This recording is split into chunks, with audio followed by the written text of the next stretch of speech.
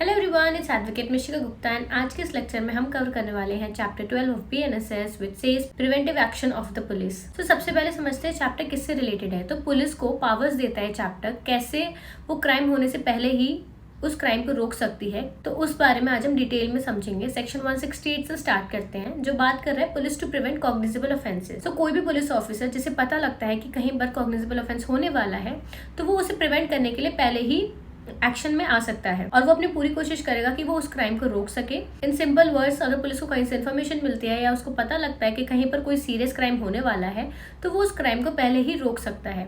अब cognizable offences क्या होता है, आई होप आपको यहाँ तक ये तो समझ आ गया होगा कॉग्निजेबल ऑफेंसेस क्या होता है। सो कॉग्निजेबल ऑफेंस अगर हम समझें तो वो होते हैं जो थोड़े सीरियस नेचर के होते हैं और जिसमें पुलिस बिना ही वारंट के अरेस्ट कर सकती है, बिना कोर्ट की परमिशन के वो अरेस्ट कर सकती है। जैसे कि मर्डर, डकॉइटी, किडनैपिंग, रेप, ये सारे जो ऑफेंसेस हैं ये कॉग्निजेबल ऑफेंसेस में आते हैं। तो अगर बेसिकली कहीं पर भी पुलिस को ये पता चलता है कि कहीं पर कोई ऐसा ऑफेंस होने वाला है जो कॉग्निजेबल नेचर का है और उसकी या फिर कोई प्लानिंग कर रहा है, पुलिस वहां पर इमीडिएट एक्शन ले सकती है उसको रोकने का। एक बात और समझते हैं, पुलिस कैसे क्या क्या एक्शन ले सकती है। वो इन्वेस्टिगेशन कर सकती है। तो अगर पुलिस को किसी क्राइम होने की इन्फॉर्मेशन मिलती है तो वो तुरंत ही इन्वेस्टिगेशन स्टार्ट कर सकती है। फिर सेकंड, वो सस्पेक्ट को डिटेन भी कर सकती है। अगर पुलिस को किसी इंसान पर शक है कि वो क्राइम कर सकता है तो पुलिस उसको डिटेन भी कर सकती है। अगर किसी इंसान के पास वेपन्स हैं या कुछ भी ऐसा डेंजरस टूल है तो वो उसको सीज भी कर सकती है। तो अगर पुलिस को कहीं पता लगता है कि कहीं ऐसा कोई क्राइम होने वाला है तो वो पेट्रोलिंग कर सकती है, चेक पॉइंट्स वगैरह पर सिक्योरिटी बढ़ा सकती है। ये सारे एक्शन पुलिस कर सकती है क्राइम को रोकने के लिए। और अगर कोई ऐसा इंसान है जो क्राइम कमिट करने वाला है तो पुलिस उसका प्रिवेंटिव अरेस्ट भी कर सकती है। सो ये सारी जो पावर्स हैं वो पुलिस को दी जाती हैं ताकि वो क्राइम किसी जगह पर अगर होने वाला हो तो उस क्राइम को वो पुलिस रोक सके। तो ये था सेक्शन 168, पुलिस को पावर्स दी गई हैं कॉग्निजेबल ऑफेंसेस को रोकने के लिए। तो 169 सेक्शन क्या कह रहा है, information of design to commit cognizable offence. तो इस सेक्शन में समझाया गया है अगर किसी पुलिस ऑफिसर को पता लगता है कि कहीं पर कोई प्लानिंग हो रही है किसी कॉग्निजेबल ऑफेंस को कमिट करने की, तो पुलिस ऑफिसर तुरंत अपने सीनियर ऑफिसर को जाकर इन्फॉर्म करेगा जो उस क्राइम को रोकने या इन्वेस्टिगेशन करने के लिए एक जिम्मेदार होगा। मतलब अपने सबऑर्डिनेट पुलिस ऑफिसर को वो ऑफिसर जाकर इन्फॉर्मेशन देगा कि कहीं पर प्लानिंग हो रही है कॉग्निजेबल ऑफेंस की, तो वहां पर भी वो एक्शन ले सकते हैं। तो इसका मतलब यही है बेसिकली, अगर किसी पुलिस ऑफिसर को इन्फॉर्मेशन मिलती है कि कहीं पर कोई सीरियस क्राइम करने की प्लानिंग की जा रही है, उसका ये सबसे फर्स्ट जो उसकी ड्यूटी है, उसका जो फर्ज है वो यही है कि उसको हाई अथॉरिटीज को जाकर इन्फॉर्मेशन देनी होगी ताकि वो सीनियर ऑफिसर तुरंत एक्शन ले सके। इस पूरे सेक्शन में एक पुलिस ऑफिसर के ऊपर ड्यूटी इम्पोज की गई है कि वो कैसे अपने सीनियर अथॉरिटीज को जाकर इन्फॉर्मेशन देगा ताकि वो सीनियर ऑफिसर इन्वेस्टिगेशन स्टार्ट कर सके और उस क्राइम को रोकने के लिए तुरंत एक्शन ले सके। तो अब आते हैं नेक्स्ट सेक्शन पर जो बात कर रहा है 170, arrest to prevent commission of cognizable offences. So इस सेक्शन में ये बताया गया है कि पुलिस बिना वारंट के कैसे अरेस्ट कर सकती है, क्या होगा। तो इस सेक्शन पुलिस को ये पावर देता है कि कहीं पर कॉग्निजेबल ऑफेंस की प्लानिंग भी हो रही है तो पुलिस उसको बिना वारंट के अरेस्ट भी कर सकती है। बेसिकली अगर किसी पुलिस ऑफिसर को ये पता चलता है कि वहां पर कॉग्निजेबल ऑफेंस कमिट होने वाला है या वहां पर प्लानिंग की जा रही है किसी कॉग्निजेबल ऑफेंस को एग्जीक्यूट करने की, तो बिना मैजिस्ट्रेट के ऑर्डर के और बिना वारंट के पुलिस उस इंसान को अरेस्ट भी कर सकती है। लेकिन इसमें एक कंडीशन है, अगर पुलिस को लगता है कि और किसी तरीके से उस क्राइम को रोका जा सकता है तो पुलिस इस पावर को यूज नहीं करेगी। अगर एक्सट्रीम कंडीशन में ही पुलिस उसको अरेस्ट करेगी। सब इसका सेकंड सबसेक्शन ये बताता है कि 24 घंटे से ज्यादा डिटेन नहीं कर सकते। सो जो भी इंसान सेक्शन 170 के अंडर अरेस्ट हुआ है तो उसको 24 घंटे से ज्यादा पुलिस कस्टडी में नहीं रखा जा सकता जब तक या तो किसी और लॉ के अंडर उसकी फर्दर डिटेंशन अलाउ हो जाए या फिर कोर्ट या मैजिस्ट्रेट से परमिशन मिल जाए तभी। अगर नहीं मिलती है तो आप उसे 24 आवर्स के अंदर, मतलब 24 आवर्स से आप ज्यादा उसको पुलिस कस्टडी में नहीं रख सकते। तो अगर एग्जाम्पल से इसको समझते हैं, मान लीजिए पुलिस को इन्फॉर्मेशन मिलती है कि कोई एक ग्रुप है जो किसी बैंक में आज रॉबरी की प्लानिंग कर रहा है। पुलिस को इन्फॉर्मेशन मिली तो सबसे पहले पुलिस ऑफिसर वहां पर सर्वेलेंस करेगी, इन्वेस्टिगेशन करेगी। उसके बाद अगर पुलिस को पता लगे कि ये रॉबरी होने वाली है और उसके सिर्फ वार्निंग देने से उस क्राइम को नहीं रोका जा रहा है, बिना वारंट के सस्पेक्ट को अरेस्ट भी कर सकती है पुलिस। अरेस्ट होने के बाद उस इंसान को, सस्पेक्ट को 24 घंटे के अंदर मैजिस्ट्रेट के सामने पेश करना होगा।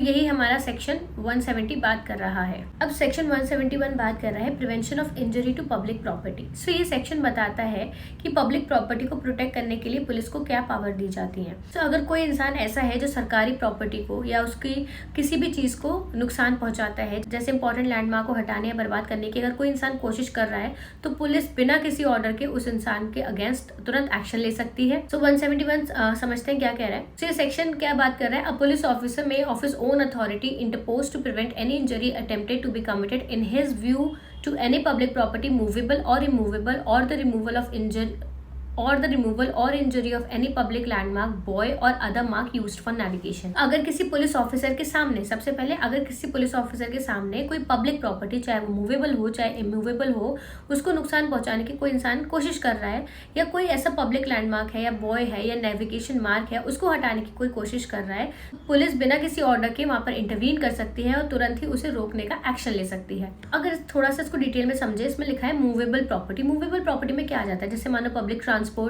जो गवर्नमेंट प्रॉपर्टी है, बसेज हो गई, ट्रेन हो गई, मेट्रोज हो गई, जैसे गवर्नमेंट की कोई मशीनरीज हो गई, कोई इक्विपमेंट्स हो गए, वो सब इसमें ही इंक्लूडेड है मूवेबल में।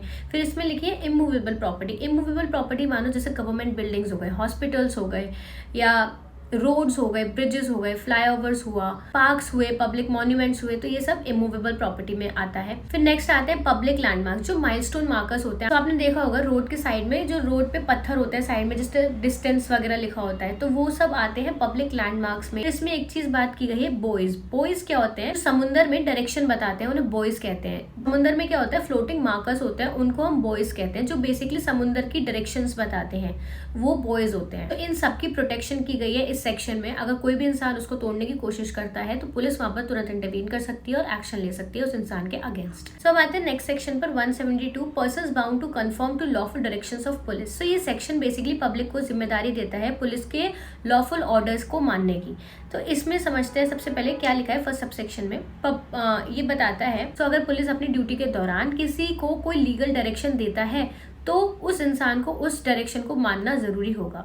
ये डायरेक्शंस किस चीज से रिलेटेड हैं समझते हैं। तो मानो कोई ट्रैफिक कंट्रोल कर रही है पुलिस और किसी इंसान को कहती है, मतलब इस रेड लाइट पे रुकना है, या फिर वो कोई और रास्ता डायरेक्शन दे रही है, तो उस ऑर्डर्स को भी इंसानों को फॉलो करना होता है। मानो किसी कहीं पर राइट्स चल रहे हैं, प्रोटेस्ट चल रहे हैं, और पुलिस कहती है कि वहां से प्रोटेस्ट मत बंद करो या हटो, तो वो ऑर्डर्स भी आम पब्लिक को फॉलो करने होते हैं इस सेक्शन के अंडर। या फिर मानो कहीं पर क्राइम इन्वेस्टिगेशन चल रही है, पुलिस आपसे कोऑपरेट करने के लिए कहती है, तो basically public has to follow these orders. अब सेकंड सबसेक्शन बता रहा है पुलिस एक्शन क्या क्या ले सकती है अगर कोई इंसान उनके ऑर्डर्स नहीं मानता। अगर कोई पब्लिक लॉफुल ऑर्डर्स को इग्नोर कर रही है, रेजिस्ट कर रही है या मना कर देती है, तो पुलिस उस इंसान को डिटेन कर सकती है या वहां से हटा सकती है। उस इंसान को मैजिस्ट्रेट के सामने भी पेश कर सकती है, और छोटे केसेस में 24 घंटे के अंदर वो रिलीज भी कर सकती है किसी इंसान को। तो ये जो पावर है वो पुलिस को लॉ एंड ऑर्डर को मेंटेन करने के लिए दी गई है, ताकि कोई भी अननेसेसरी ऑब्स्ट्रक्शंस क्रिएट ना हो। तो यहाँ पर चैप्टर 12 हमारा कंप्लीट होता है। अगर आपको कोई भी डाउट है, comment it down below, I will try to reply on it. And अगर आपको वीडियो हेल्पफुल लगी हो, थोड़ी सी इन्फॉर्मेटिव लगी हो, तो चैनल को लाइक करें, शेयर करें, सब्सक्राइब करें, वरना जाने दें। Thank you for watching.